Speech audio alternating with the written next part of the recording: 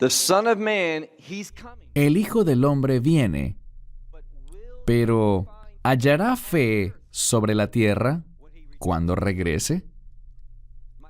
Mi esperanza es que aquellos que le aman, aquellos que han leído su palabra, que estas dos cosas, el amor y la verdad, nos transformen para ser hallados fieles. Pero esa fidelidad dependerá de si tenemos pasión por el reino que viene. Lo que haremos en esta última sesión es que miraremos 44 versículos de Mateo 24 y veremos no solo lo que dice, sino cómo estos versos trabajan juntos, cuál es la manera correcta para aplicarlos y lograr una perspectiva correcta sobre lo que ocurrirá en los últimos días. Si lees Mateo 24, inicia con Yeshua en el templo, el cual es un lugar de adoración, un lugar de oración, un lugar de ofrenda. Así que Mateo 24 empieza con una referencia al Mesías, demostrándonos cuán importante es la adoración, cuán importante es la oración, cuán importante es que demos, que seamos personas dispuestas a ofrendar, ofrendarnos a nosotros mismos, ofrendar nuestros recursos para beneficio del reino.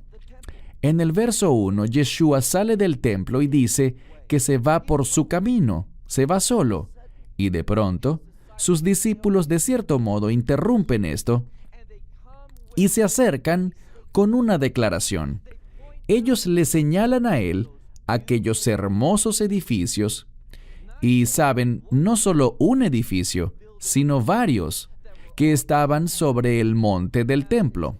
Bien, queda claro que ellos no se referían solo al templo, porque sobre el monte del templo habían principalmente dos instituciones, el templo y las cosas que le pertenecían a ese lugar, y también el Sanedrín, ¿recuerdan?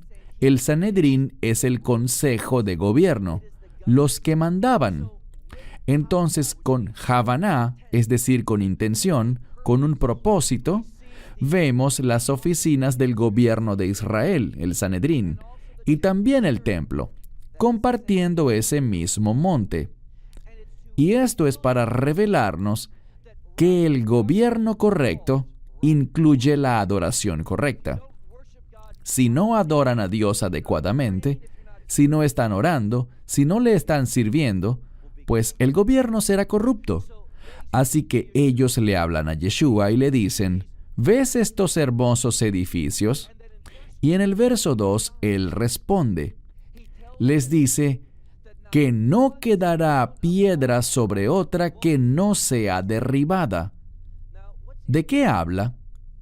Obviamente de la destrucción de Jerusalén que ocurriría 40 años después. Bien, esto es vital que lo veamos, porque en el verso 2 se habla sobre la destrucción de Jerusalén a manos de Tito. Él está profetizando, está diciendo, esto será destruido, todo lo que ven allí, cada piedra. Les pregunto algo, ¿tuvo razón? Sí la tuvo. Y esto sienta un precedente para nosotros. Esto busca informarnos que así como ciertamente él tuvo la razón con respecto a lo que ocurrió en el año 70 después de Cristo, si él profetizó de manera perfecta ese evento, ¿qué aprendemos? ¿Qué se deriva de esa realidad? Que lo que dijo con respecto al final de los tiempos también será perfecta y acertadamente realizado conforme a sus palabras. Esto vincula esos dos acontecimientos, es una ayuda hermenéutica para darnos la perspectiva y el entendimiento necesarios para interpretar correctamente lo que dirá más adelante. Y luego tenemos el verso 3. El verso 3 muestra un cambio de lugar. Eso es importante porque revela un cambio en el tema sobre el que estaremos hablando.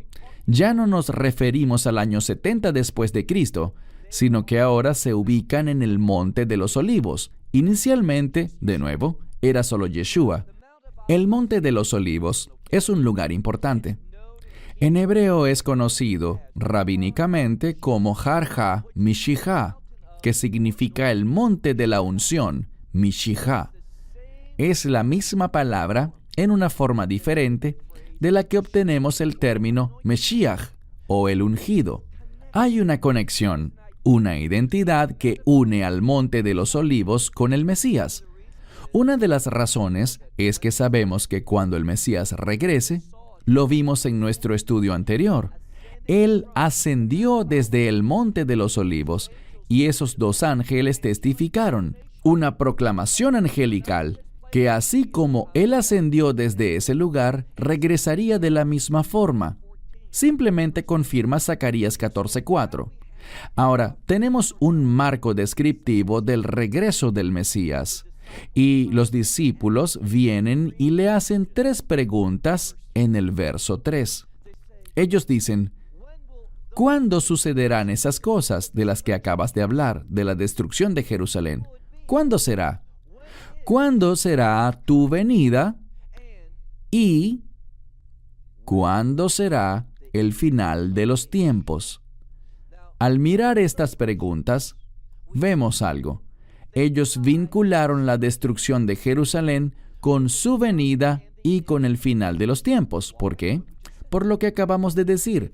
Si eso ocurrió, entonces estas otras 2 cosas, su regreso y el final de este mundo, podemos estar seguros de que también ocurrirán.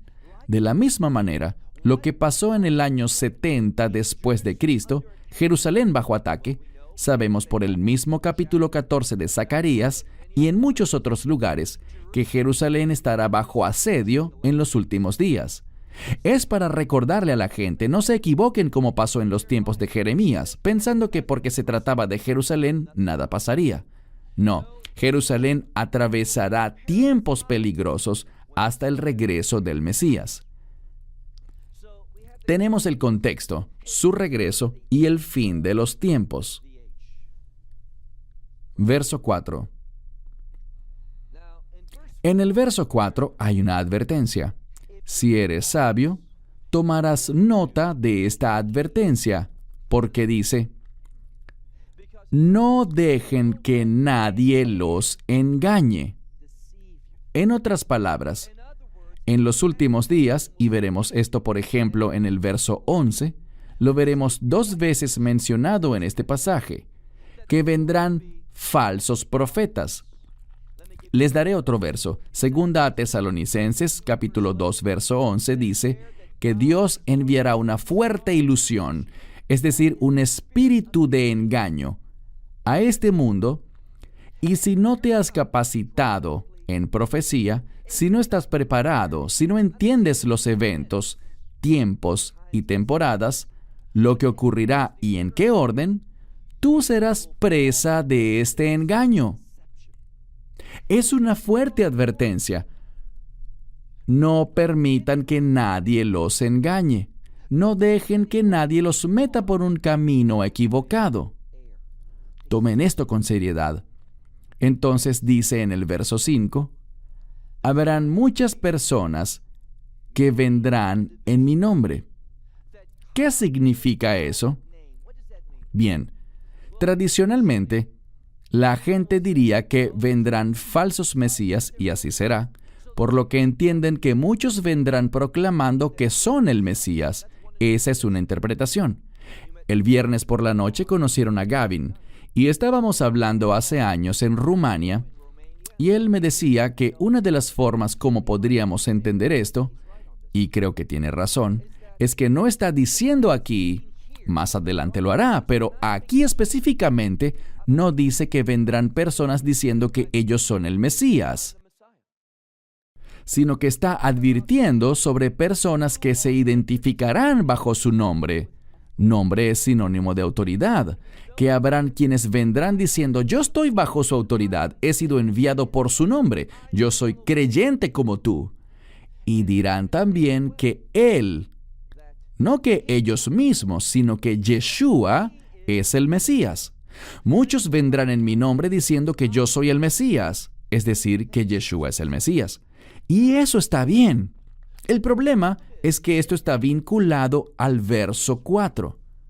Verán, gran parte de esta fuerte ilusión, gran parte del engaño espiritual, vendrá de gente que dice: yo soy su seguidor, yo creo que Yeshua es el Mesías, yo lo he aceptado. Así que, solo por el hecho de que se vistan como ovejas, tengan cuidado. Hay muchos lobos alrededor nuestro, muchos falsos maestros. Pasemos al verso 6. De nuevo, debemos prestar atención a las claves gramaticales. Y Yeshua está hablando. ¿A quiénes aquí? A sus discípulos. Y él habla en segunda persona, diciendo: ustedes, ustedes, ustedes. Eso es importante, porque cuando lleguemos al verso 16, notaremos un cambio. En el versículo 16 y en los versos que le siguen, él ya no le hablará a los discípulos, sino que estará hablando con respecto a Israel, con respecto a aquellos que están en Judea, dirigiéndose al pueblo judío. Pero en el verso 6, él estará durante varios versículos hablándole a los discípulos sobre lo que ellos encontrarán. Pero no me refiero necesariamente a esos 12 discípulos, sino a sus discípulos ¿de qué época? Veremos una transición. Él habla sobre el final de esta era. Él habla sobre su regreso y dice, básicamente, tengan mucho cuidado. Dice aquí que ustedes oirán de guerras y rumores de guerras.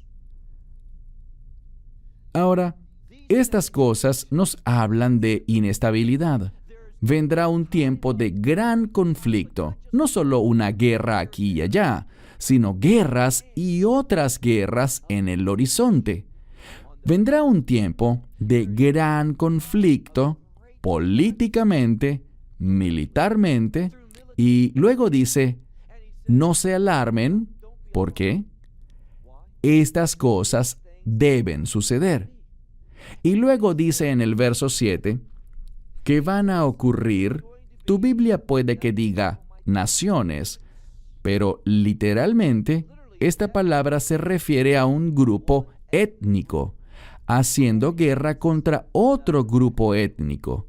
No necesariamente se trata de países o naciones, sino batallas étnicas. Y por cierto, una asignatura que está creciendo en la universidad, es decir, un curso de estudios que explota de popularidad, es estudios de genocidios. Estos conflictos sucederán no con base en líneas geográficas en un mapa, sino originados en las diferencias étnicas. Vemos esto en África, en Europa, y se tornará peor, peor y peor. También dice en el verso 7 que no solo se levantará un grupo étnico contra otro, sino que también reinos o naciones. Y aquí, en la segunda parte del verso 7, sí están hablando de naciones o países saliendo a la batalla. Así que veremos conflictos sociales, conflictos políticos, veremos guerras, toda clase de inestabilidad. Y se pondrá peor. No solo tendremos este tipo de inestabilidad, sino que también tendremos hambrunas, tendremos pestilencias, enfermedades, que ni siquiera seremos capaces de tratar. Y no solo es que ocurrirán terremotos y hambrunas y pestilencias, sino que todas estas cosas sucederán al mismo tiempo. En otras palabras, lo que vendrá es un caos. Escuchen bien.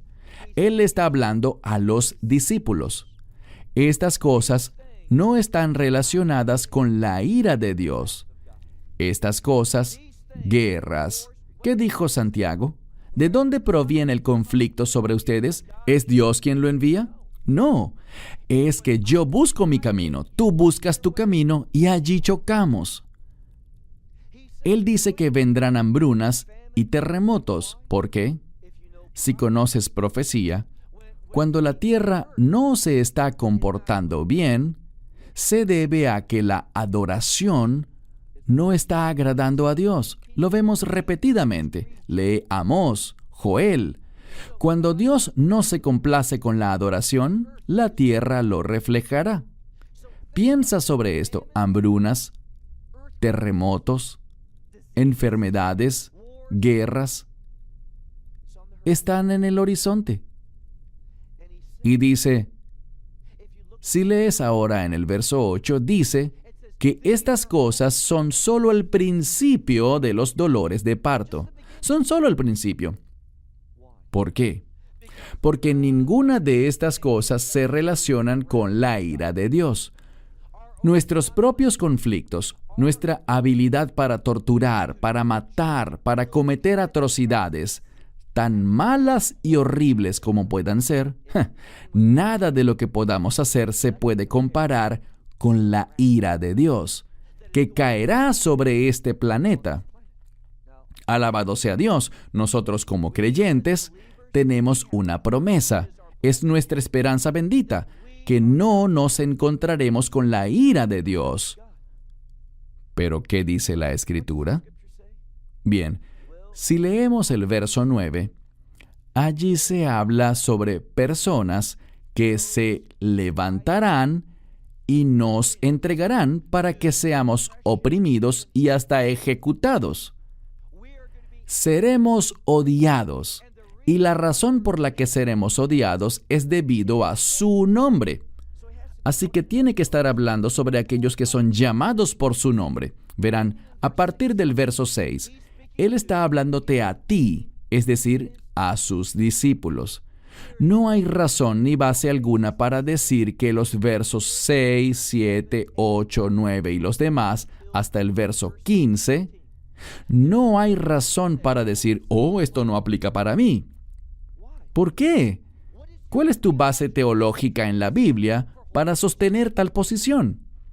Quizás es lo que has oído de otros, pero no tienes un texto. Porque lo que dice la Biblia es esto. Dice que un siervo no es más que su maestro. Si odiaron a Yeshua, y así fue, te odiarán a ti. Si lo persiguieron a él, y así fue, te perseguirán a ti, debido a su nombre. Él le habla aquí a creyentes. No es mi opinión, es un hecho en las Escrituras. Así que, en el verso 9, se habla de nosotros siendo entregados, siendo odiados.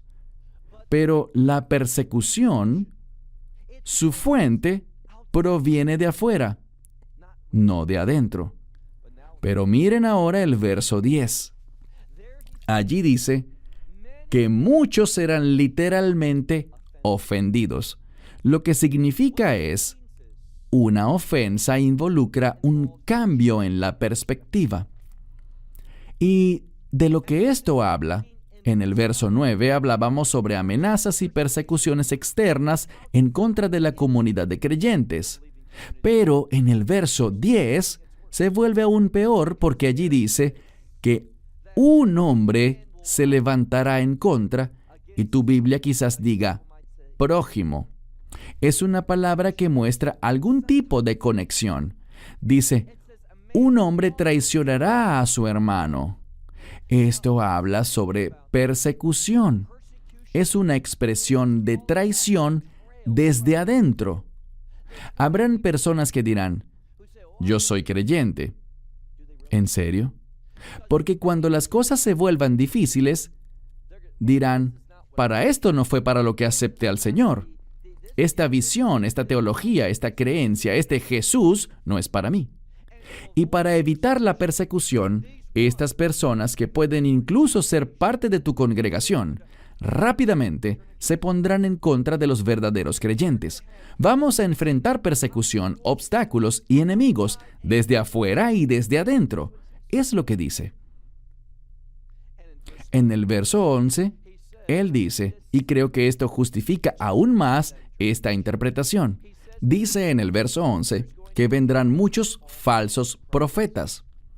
Y hablamos de personas. Piensen en los falsos profetas de Israel. ¿Estaban ellos fuera de la comunidad? No era así. Ellos venían de adentro de la comunidad. Así que muchos falsos profetas vendrán y engañarán, harán descarriar a muchos. ¿Serás tú parte de esos muchos? Si no estás preparado, si no estás apasionado por el reino, si no estás viviendo con expectativas basadas en la verdad profética, esto no se refiere a salvación, se refiere a ser hallados fieles, trayendo honor y viviendo una vida digna de alabanza. Eso es lo que nos interesa. Y si sufrimos, y así será si estamos vivos para ese tiempo, si sufrimos tortura o si somos ejecutados, ¿qué dijo Pablo? Ninguno de esos sufrimientos se comparan con la gloria que recibiremos. ¿Dónde? En el reino. No se enfoquen en esta era actual, olvidándose así del reino. Permitan que su esperanza de reino, que es segura, no hay nada que dudar al respecto, está establecida por la sangre del Mesías. No dejen que esa esperanza del reino sea afectada por un desvío en la era actual, porque no entendiste, no estuviste pendiente, y de todo esto que hablamos piensas, ¿eso nunca me pasará a mí? Puede que sí, y por cierto, como dije anoche, existe una mayor persecución contra la fe en Yeshua hoy día que el año pasado, 10 años atrás o 100 años atrás. Esto es confirmación de las señales anunciadas. Entonces, dice el verso 11 que vendrán muchos falsos profetas. El verso 12 dice que debido al incremento de la maldad se incrementará. ¿Quién habla allí? Yeshua. Verán, hay individuos. ¿Recuerdan que hablábamos sobre unos herejes que deniegan el reino milenial? Algunos hasta dicen que estamos viviendo el reino milenial hoy en día. Y estas personas, su creencia es que, bien, vamos a ser victoriosos en esta era. No, vamos a ser perseguidos, torturados y ejecutados en esta era. Es lo que dice el Mesías. Ellos piensan que seremos tan exitosos que prepararemos a este mundo para que cuando el Mesías regrese, todo estará a punto, tal como Él lo quiere. Y ellos creen que la iglesia producirá este cambio. No es algo sano bíblicamente. Suena bien, es agradable al oído, está en línea con lo que muchos rabinos enseñan sobre el fin de los tiempos en la actualidad. Pero tal teología viene del infierno. Se origina en los deseos de la gente y no en los deseos de Dios. Así que dice en el verso 12 que habrá un incremento en la maldad. Y esto causará que el amor de muchos se enfríe. ¿Con qué hemos dicho que se asocia el amor? Con la obediencia a los mandamientos de Dios. Pero habrán personas que dirán, quiero obedecer a Dios, pero cuando todo esto empiece a suceder, esta maldad, este espíritu del anticristo, ¿por qué el espíritu del anticristo? ¿Quién es el anticristo? El inicuo o el hombre sin ley. El término para alguien que está en contra del milenio es amilenial. Esta letra Aleph o alfa, en griego, significa en contra. Y el anticristo es uno que está en contra del nomos, en contra de la ley. La ley trae orden. No somos salvos por la ley, pero Él se levanta en contra de esto. Y mientras su reino, porque Él tiene un reino, mientras Él intenta hacer su obra aquí, veremos más y más ataques en contra de los mandamientos de Dios. Les daré un ejemplo. Yo soy una persona muy difícil de ofender. Puedes decirme lo que quieras, cualquier crítica. Yo te escucharé, veré si tienes razón. Si es así, haré los ajustes necesarios y si no, lo olvidaré. No me levanto por las noches preocupado por los muchos emails que recibimos con críticas. Por ejemplo, hemos iniciado un estudio con las primeras 8 lecciones Y cuando vuelva continuaremos este estudio de Génesis. Y allí hice una declaración. La declaración es, quizás es un poco de consejería para ayudarte a avanzar ahora mismo, pero hice esta declaración, según la cual las leyes alimenticias conocidas en hebreo como kashrut, que ellas son espirituales en su propósito y no físicas. ¡Wow! No podrán creer la respuesta negativa que recibí. Y está bien, cualquiera puede estar en desacuerdo conmigo. Pero no tienes por qué ser tan odioso. Mi esposa se sonrojó con algunas de las cosas que me escribieron. Pero ellos simplemente están expresándose en contra de quién es Dios. Existe ese anti-mandamiento, anti-obediencia. Queremos una gracia barata, una gracia que nos permita hacer exactamente lo que queremos hacer. ¿No es así? Eso es pecado. La gracia no es dada para causar que el pecado abunde. Así que dice en el verso 12, que la maldad, la perversión, se multiplicará y el amor que se relaciona con los mandamientos, el amor de muchos se enfriará. Eso significa que la gente se apartará de la obediencia a Dios. Es lo que busca decirnos. Verso 13. Pero aquel que persevere, literalmente aquel que espere hasta el final, será salvo. Muchas personas extraen de este verso una falsa teología y dicen que la salvación consta de perseverar hasta el final, pero eso no es lo que dice. Este término para salvación, y lo demostraré más adelante, no implica la salvación en el sentido de la redención de los pecados. No se trata de eso. Simplemente busca decirnos que para aquellos que estarán atravesando estas dificultades, habrá un punto final para todo aquello. La salvación, es decir, el reino, llegará. Habrá un final para todas estas dificultades. Así que perseveren, aguanten, esperen por ese final con fidelidad. Y luego llegamos al verso 14.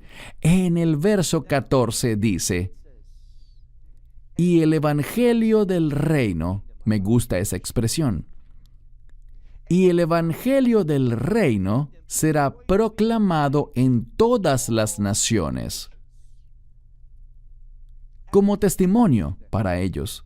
Y entonces el fin llegará. Bien, cuando lees Mateo 24, notarás que esta palabra fin aparece varias veces. Si regresas al verso 3, los discípulos dijeron, ¿cuándo será el fin de esta era?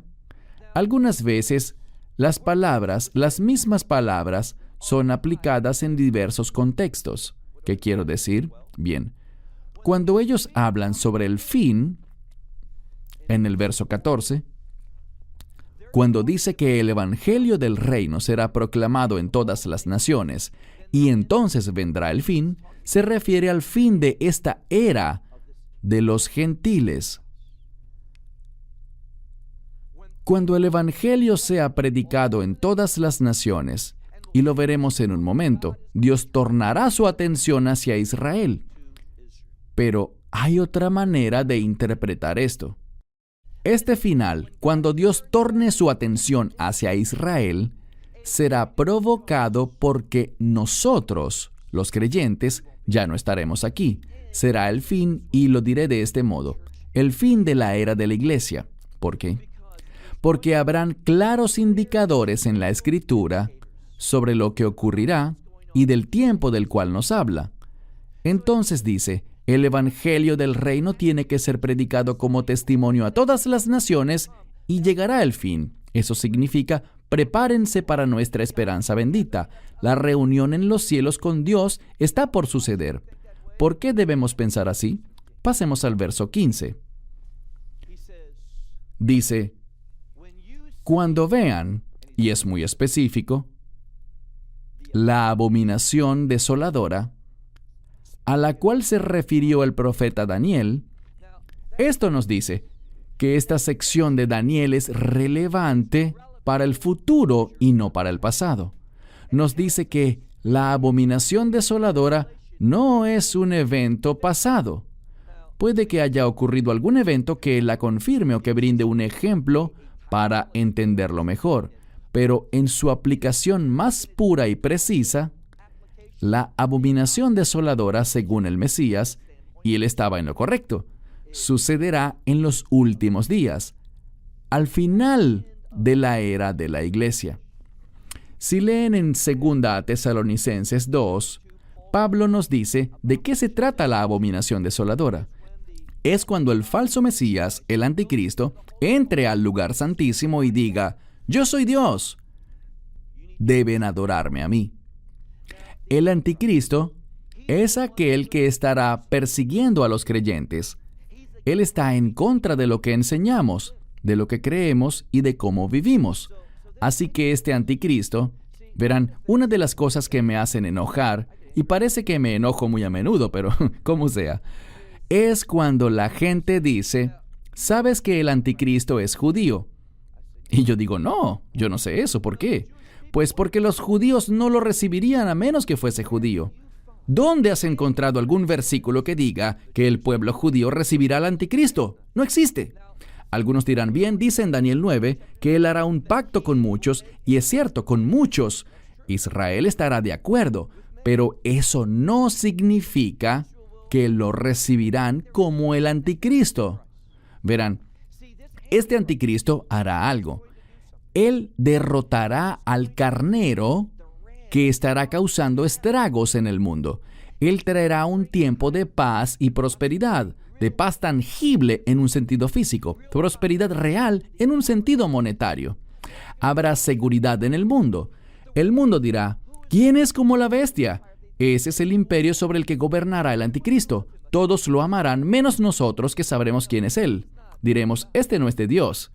E Israel, si se da la paz en el Medio Oriente, quiero decir, con el carnero, Israel sufrirá en gran forma. Entonces, ellos estarán dispuestos a llegar a un acuerdo, pero no a un pacto espiritual, sino simplemente a un acuerdo, un tratado. Y el anticristo intentará toda clase de cosas para buscar seducir a Israel hacia él y lejos de Dios. Porque si lo logra, él sabe cuán importante es Israel en el programa de Dios para establecer su reino. Israel tiene que arrepentirse, tiene que enderezarse espiritualmente, tiene que recibir la verdad. Así que el anticristo, buscando arrastrarla hacia su lado, hará muchas cosas aparentemente buenas para Israel. Y él se sentirá confiado, una falsa confianza, pensando que habrá llegado el momento, luego de todo lo que hizo por el pueblo judío, para que lo reciban. Así que entrará allí y dirá: «Yo soy su Dios, soy su Mesías». Esa es la abominación desoladora. Pero Israel le dirá no al anticristo. ¿Cómo lo sé? Bien, simplemente sigamos leyendo. Porque notaremos que hay un cambio en el tema sobre el cual Yeshua empieza a hablar.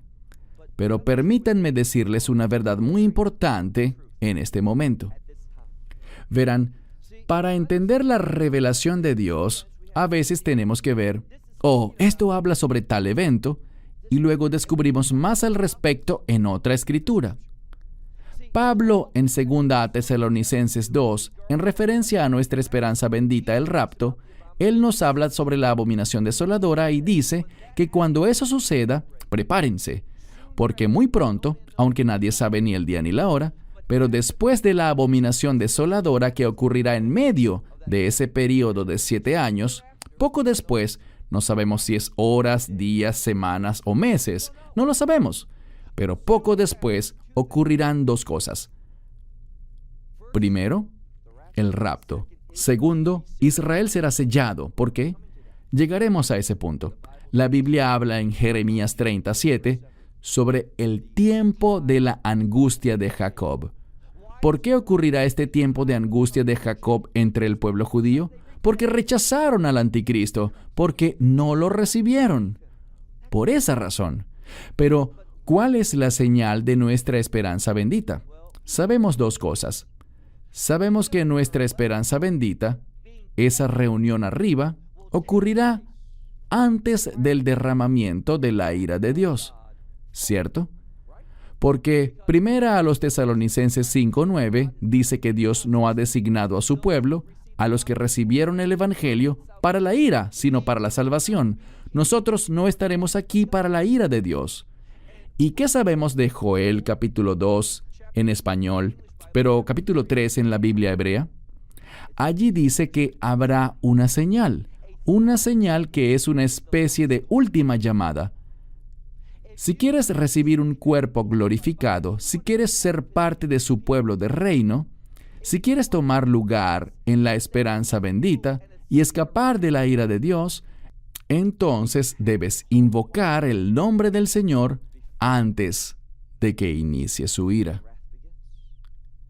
La última señal es que el sol se volverá negro, pero ten cuidado, porque hay otra señal de la que hablamos en la que el sol se vuelve negro y las estrellas caen al suelo. Pero aquí está la clave, la luna. Antes de la ira de Dios, Joel habla de esto. Apocalipsis habla de esto. En Apocalipsis al final del capítulo 6, la clave es que la luna se vuelve roja, como sangre. Cuando veamos eso, sabremos que el final está cerca.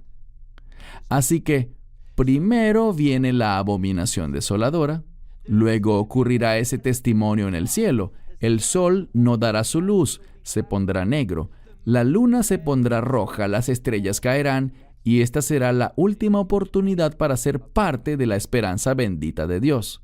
Porque inmediatamente después, Israel, en realidad antes del rapto, será sellada.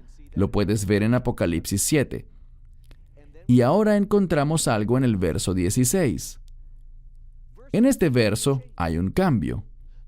Yeshua ya no está hablando de ustedes, como antes hablaba.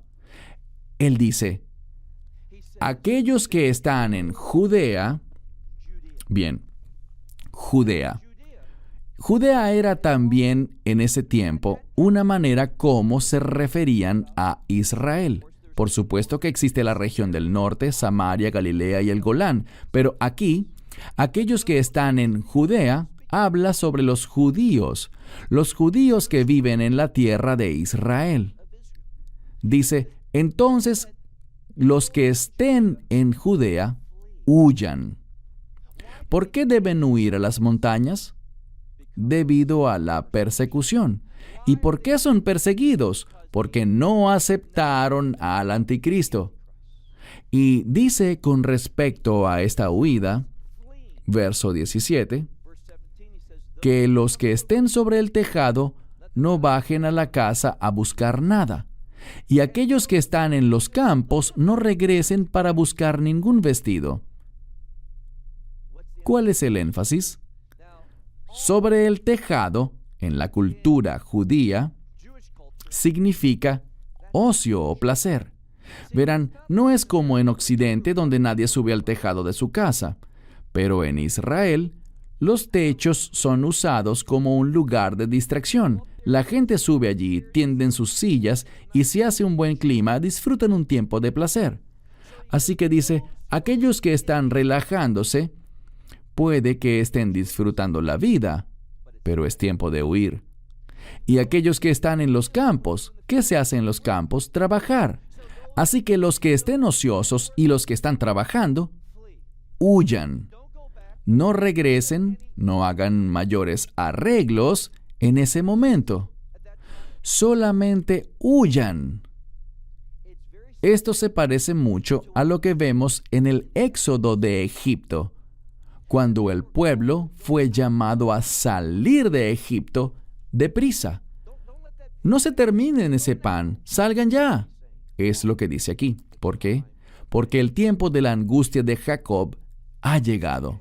Entonces tienes a las personas en los tejados, verso 17, personas en los campos, verso 18, que todos huyan. Verso 19. El verso 19 dice, ¡ay de aquellas que están embarazadas o amamantando! Le habla a las mujeres. ¿Por qué esto es importante? Cuando la mujer toma protagonismo en un pasaje, esto nos habla de redención. Así que el contexto aquí es que la redención viene. Huyan, pero será difícil. Las mujeres embarazadas, mujeres criando bebés, lo que dice es que para Israel, su experiencia de redención será difícil. Dice el verso 20, oren para que su huida no sea en invierno o en Shabbat. Ahora, en Israel, el invierno significa lluvia. Y no querrás estar huyendo en tiempos de lluvia. Otra idea sobre dificultades. El contexto indica que se trata de Israel, y si aún no lo crees, dice, oren también para que no sea ¿cuándo? En Shabbat. Es una clara referencia al judaísmo. Aquí no nos habla de creyentes, de la iglesia. Iniciando en el verso 16, hay un cambio. El enfoque está sobre Israel, el pueblo judío, su tiempo de tribulación. ¿Por qué tanta tribulación? Para que lleguen a la fe. Dios se está moviendo. El tiempo de los gentiles terminó y Él está volviendo su rostro a Israel. Entonces dice, oren para que su huida, su salida, no sea en invierno ni en Shabbat. Verso 21. Porque en esos días habrá gran tribulación. Allí está.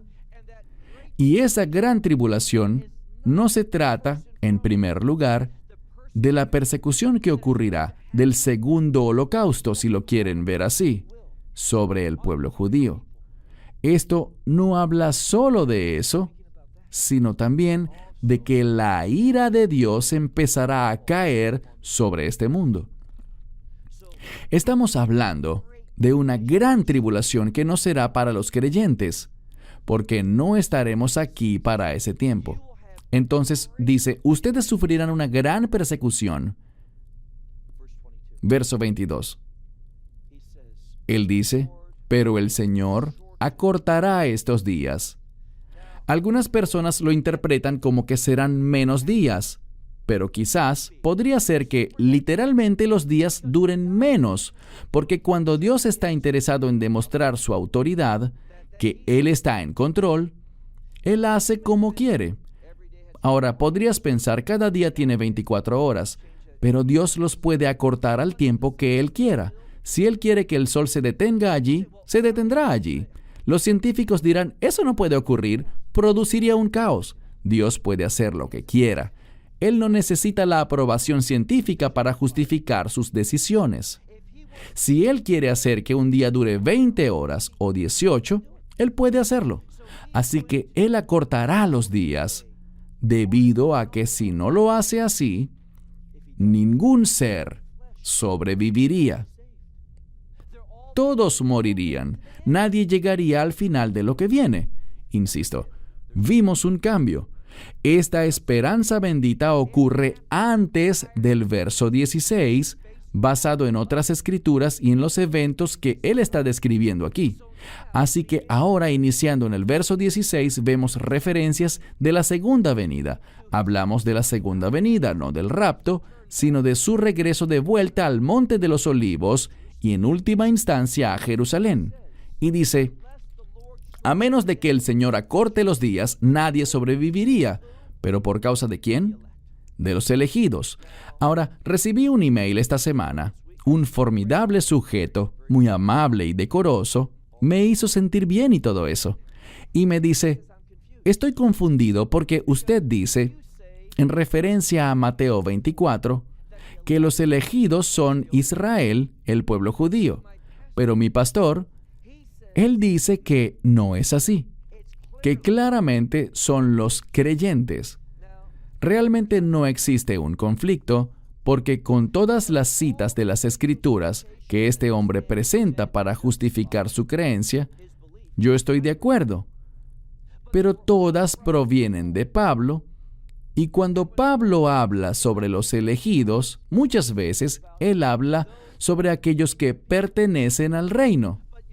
Pero Yeshua aquí está hablando sobre Israel. ¿Por qué? Bien, yo le pregunté al hombre, ¿qué enseña tu pastor sobre el rapto? Estaremos fuera de aquí desde el día 1. Y le dije, ¿y no es incoherente que Él diga eso, pero aún quiera aplicar este término sobre los elegidos, que significa escogidos, a la iglesia que está en este momento en medio de esta ira? Debemos ser consistentes. Él dice, ¿quieres decir que pueden haber situaciones en las que la misma palabra tenga más de un significado? Absolutamente, absolutamente. Si estás hablando de dos autores distintos, o incluso si hablas del mismo autor, y te daré un ejemplo en Romanos 9:6. Un hombre escribió esto, Pablo, y dijo, no todo Israel es Israel. ¿Qué quiso decir? Lo he explicado muchas veces.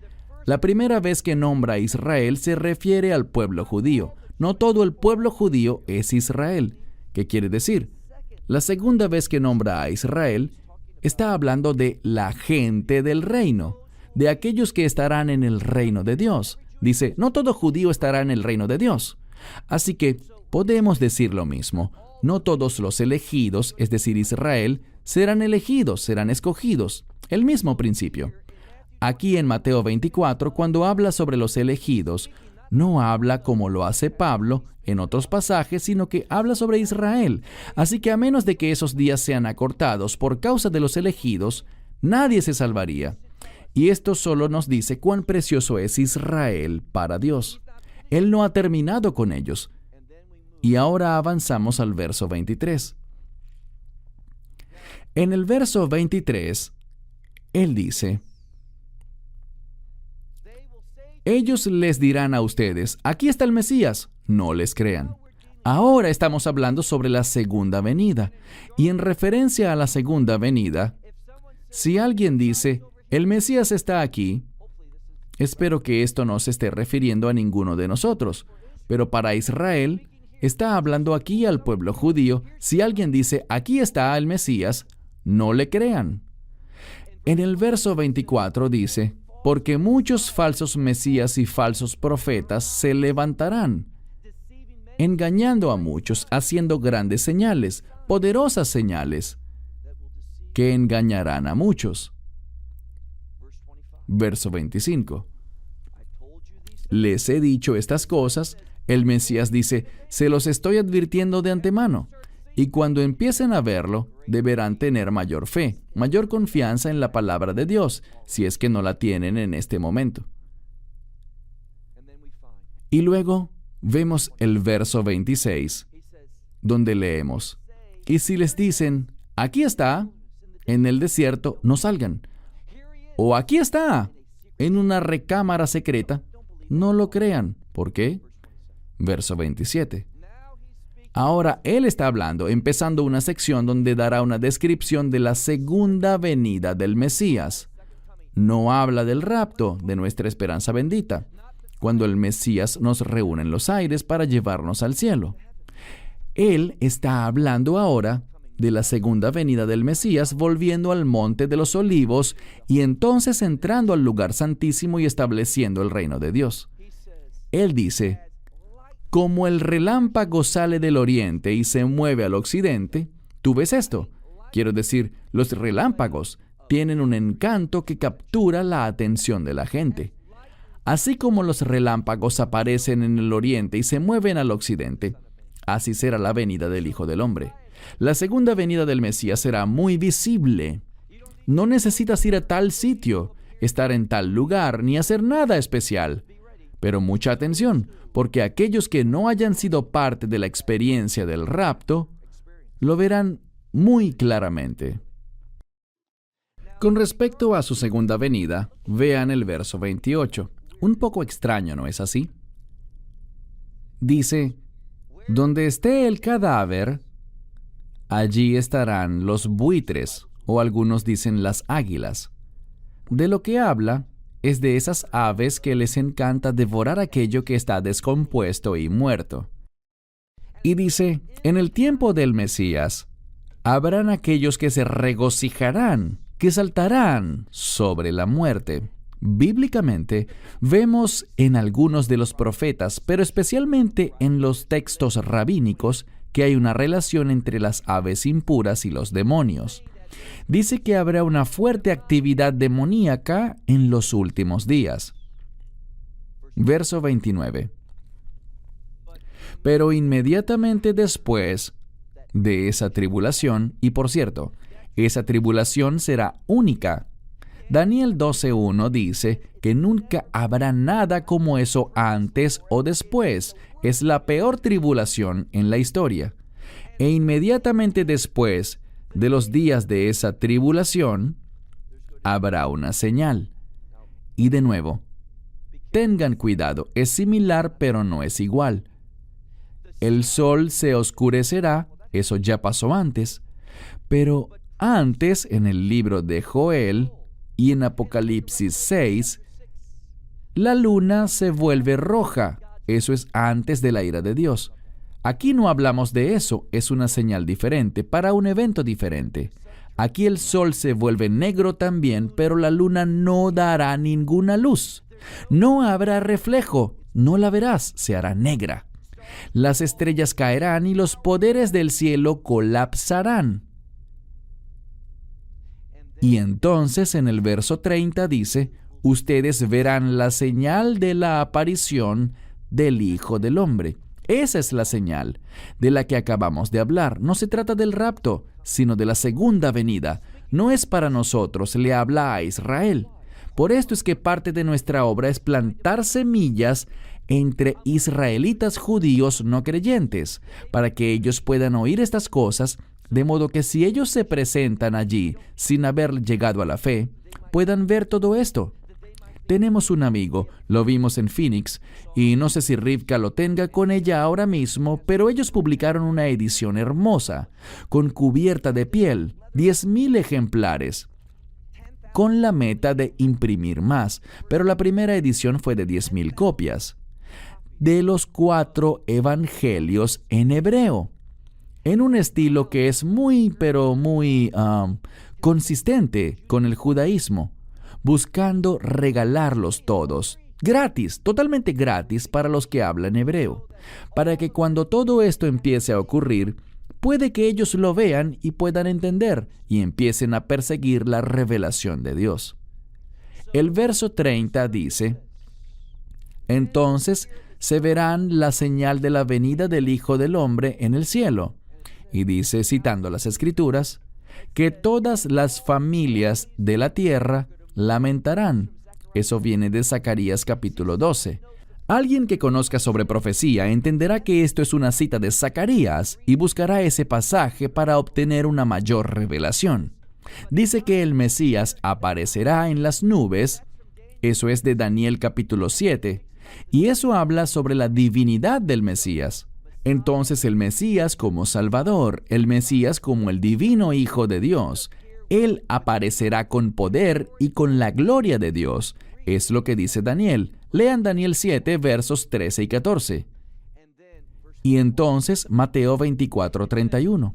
Y entonces enviará a sus ángeles a las 4 direcciones de los cielos, con el fin de que ellos reúnan ¿a quiénes? A los elegidos. Eso es lo que dice Isaías en Isaías 11. Es lo que dice Ezequiel en Ezequiel 37. Y lo que dice Jeremías en Jeremías 23 y en muchos otros lugares. Una y otra vez en profecía tenemos una promesa de Dios que Él reunirá a los elegidos. ¿De quién está hablando? ¿De creyentes? No, de Israel, de las ovejas perdidas. Entonces es innegable que en Mateo 24 los elegidos, estos escogidos, son su pueblo del antiguo pacto, con quienes Él seguirá siendo fiel. Él los traerá de vuelta, y si conoces el pasaje de Ezequiel, Él los traerá de vuelta inicialmente no por la fe, los traerá de vuelta a la tierra con el fin de que ellos lleguen a la fe. Por esto es tan profético el trabajo de Gavin y Karen con su organización para ayudar a los judíos en Europa Oriental a regresar a la tierra. Ese es el espíritu del Mesías. Eso es lo que los ángeles harán. Así que brindémosle algo de ayuda.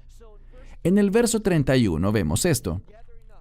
La reunión de los exiliados, los elegidos, verso 32. Ahora, hagan una nota mental porque hemos llegado a un final. En el verso 32, al final de la última palabra en el verso 31, Él ya no se está refiriendo a Israel ni hablando sobre el pueblo judío durante este tiempo de la angustia de Jacob. Aquí vuelve gramaticalmente a hablar de ustedes, a los creyentes. Él ya les dibujó lo que pasaría y ahora repasa el mensaje para darnos a los creyentes algunas informaciones y ayudas adicionales para entender lo que ocurrirá en esos días. Y nos dice, observen la higuera. ¿Qué es la higuera? Es Israel. Él nos dice, dense cuenta de lo que está pasando en Israel. Por cierto, este pequeño país está en las noticias todo el tiempo, ¿no es así?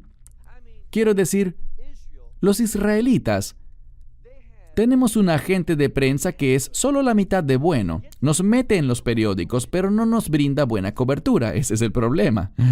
Pero observen a Israel. Y una de las cosas que me gustaron del discurso del primer ministro Benjamin Netanyahu ante las Naciones Unidas, lo he criticado, pero también admito lo bueno. Él dijo a la gente, ¿saben qué? Muchos países tienen problemas, pero la economía de Israel está floreciendo. Estamos creciendo, estamos construyendo. Eso es profético. No se trata de que yo quiera apoyar al primer ministro. Digan gloria a Dios, porque Dios dice que en los últimos días observen la higuera, cuando la rama se enternezca y las hojas broten. Cuando crezca y se multiplique, ¿saben qué? Estas cosas están cerca. ¿Qué cosas? Dice, cuando vean esto, sabrán que el verano está cerca. Hay un juego de palabras. Yo creo que el Nuevo Testamento fue escrito en griego, todo el Nuevo Testamento. Pero hay una gran probabilidad de que cuando Yeshua hablaba, lo hacía en hebreo. Y la palabra verano en hebreo es la palabra kayitz.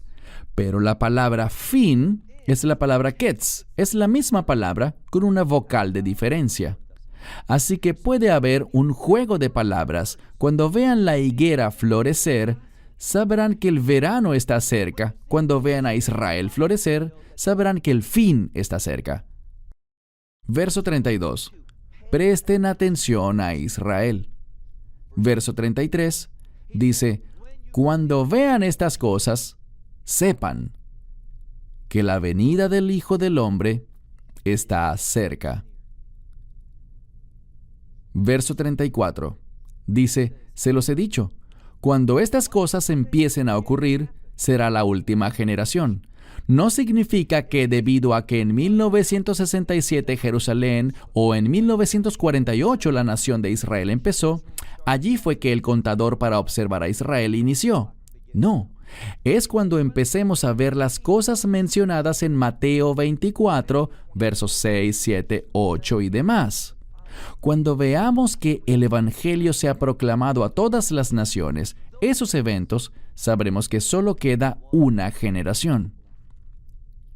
Dice en el verso 35, el cielo y la tierra pasarán, y así será. Pero mis palabras no pasarán. No busquen su seguridad en las cosas del cielo ni de la tierra. El cielo tampoco es nuestro destino final. El cielo es temporal. El cielo se terminará también. Me dirás, ¿y las calles de oro y el mar de cristal? Ese no es el cielo. Esa es la nueva Jerusalén. No las confundas, muchos lo hacen. Cuando confundes el cielo con la nueva Jerusalén, tendrás una teología terrible. Todo esto está muy claro.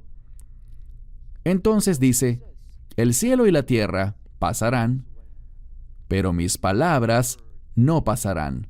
¿Qué hará entonces una persona sabia? Nosotros basamos nuestra vida, nuestra existencia, todas nuestras decisiones en la palabra de Dios. Y es solo cuando hacemos esto que estaremos preparados para los últimos días, para que podamos ser hallados fieles. Y ese es el núcleo de nuestra obra. Todo lo que queremos hacer es brindarle enseñanzas bíblicas a la gente para todo el que quiera oír. Para ellos estamos aquí. Verso 36. Todavía hablando en referencia a ustedes creyentes, dice, pero con respecto al día y la hora, no dice la temporada, dice el día o la hora, no dice semana ni mes. Con respecto al día y la hora, ustedes no saben cuándo vendrá el Hijo del Hombre. ¿Quién es el único que lo sabe? El Padre. Verso 37. Los versos 37, 38 y 39 conforman una unidad. Recuerden, Él no está hablando primordialmente a Israel, sino que habla con ustedes, con los creyentes, con sus discípulos de los últimos días. Y Él utiliza un concepto, un término, para ayudarnos a entender el evento. Él dice, así como en los días de Noé. Ahora, Noé predicó, y predicó arrepentimiento. ¿Por qué? Por el juicio de Dios. Y más que eso, porque la ira de Dios caería, ¿correcto? El juicio de Dios destruiría a este mundo. Así que ahora tenemos una ayuda hermenéutica, una herramienta para interpretar la Escritura correctamente. Él está hablando sobre los días de Noé y el diluvio que representa la ira de Dios. Así que con los días de Noé quiere indicarnos el tiempo que viene justo antes de la ira de Dios.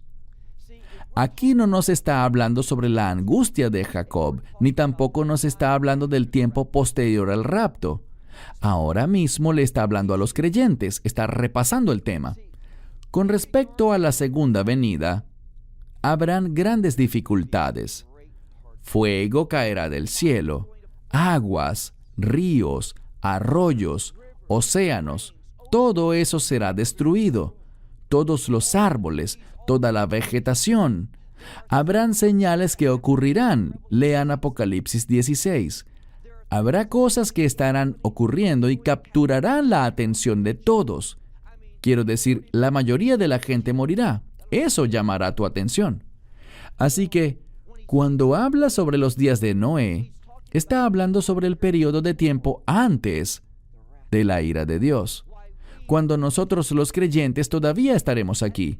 Dice, como en los días de Noé, así será la venida del Hijo del Hombre, es decir, la venida en el contexto de nuestra esperanza bendita, el rapto.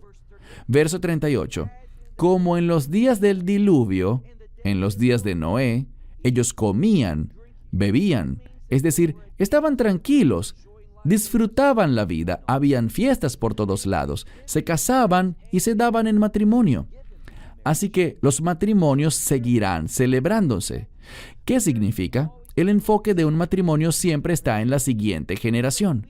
Así que cuando vemos matrimonios en la Biblia, una de las cosas a las que se refiere es al futuro.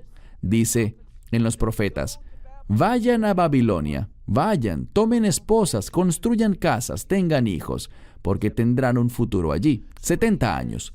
Así que lo que nos muestra es que la gente estará mirando alrededor y no estarán viendo la ira de Dios. No verán fuego, no verán lo que dice Apocalipsis 16. Este es el tiempo previo a ese momento.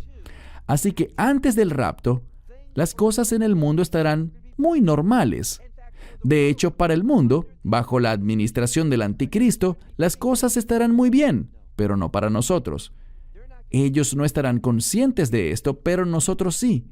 Así que tal como en los días de Noé, ellos comían y bebían, se casaban y se daban en matrimonio. Y luego dice, verso 39.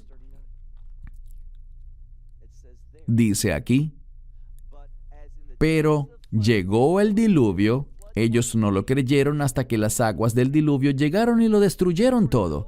Para aquellos que no estudian las profecías, para quienes no están atentos a las señales y los tiempos, le está hablando a los creyentes ahora.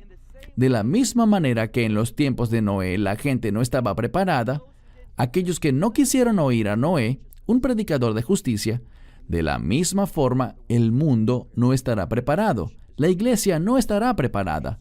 Solo estaremos listos si escuchamos atentamente las señales proféticas. Verso 40. Dice allí que habrán dos en el campo, uno será tomado y el otro dejado. Esto es de nuevo una descripción del rapto.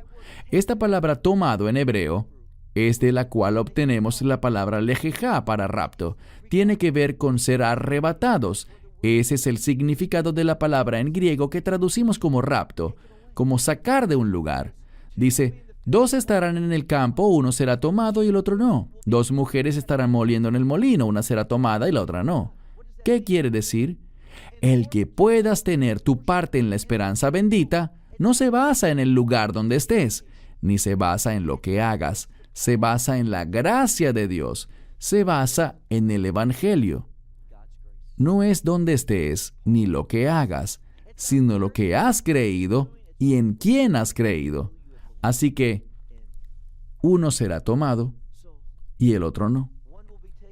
Y luego encontramos al llegar a la conclusión de esta sección que dice lo siguiente. Con respecto a estos últimos días, ustedes no lo sabrán. Así que dice, manténganse vigilando, porque la hora, ¿ven el cambio? Antes dijo el día y la hora no sabrán. Pero en el verso 42 dice la hora, no el día, sino la hora. Ustedes no sabrán. Del tiempo para la venida, ¿de quién? Todos los otros versículos decían del Hijo del Hombre, pero aquí hay un cambio importante. Pasa del Hijo del Hombre a su Señor. Su Señor. Aquellos que perciben correctamente al Mesías, lo perciben como su Señor. Verso 43. Dice, si el dueño de la casa, si él supiera la hora en la que el ladrón va a llegar, estaría preparado. El ladrón llegará hoy a las 2 de la madrugada. Él estaría listo. Pero si solo sabes que viene un ladrón, pero no sabes cuándo, podría ser hoy, mañana, la semana que viene o el año que viene, no estarías listo a menos que estés listo en todo momento. La única forma como puedes estar listo si no conoces la hora es que estés listo siempre. Y por esto es que el verso 44 dice, estén listos, estén atentos, preparados, vigilen, presten atención, prepárense, porque es lo último que diré. Y estas no son mis palabras, vean las Escrituras. Dice, porque el Hijo del Hombre viene a una hora, literalmente, que ustedes no pueden imaginar, que ustedes no pueden discernir. Entonces podrán saber que está cerca, pero no sabrán la hora. Es imposible. De hecho, dice que Él viene a una hora que no imaginan, que no pueden concebir. Insisto, la única forma es estar listos ¿cuándo? Todo el tiempo. Y la forma como demuestras que estás listo es vigilando, prestando atención, buscando todas estas señales proféticas. Mi esperanza es esta, que de alguna humilde manera nuestro estudio de Mateo 24 te anime, te motive a estar listo para su regreso, para ser una persona con mentalidad de reino, viviendo de acuerdo con el carácter del reino, pues ese es nuestro objetivo. Nos reunimos el viernes, el Shabbat y hoy para estar mejor preparados para lo que ocurrirá, para ser hallados fieles cuando el Mesías venga para reunirnos con Él. to call us to him. Esperamos que te hayas edificado con el mensaje de hoy y lo compartas con otros. Te invitamos a seguir nuestros estudios cada semana por este canal y por el portal de YouTube de Amarás a Israel. También puedes descargar nuestra aplicación móvil gratuita, Mi Estudio Bíblico. Finalmente, para obtener más información sobre nosotros, visita nuestra web amarasaisrael.org, donde encontrarás otras conferencias de Baruch en audio, video y texto. Hasta el próximo programa. Que el Señor te bendiga en Yeshua HaMashiach, Jesús el Mesías, mientras caminas con Él. Shalom desde Israel.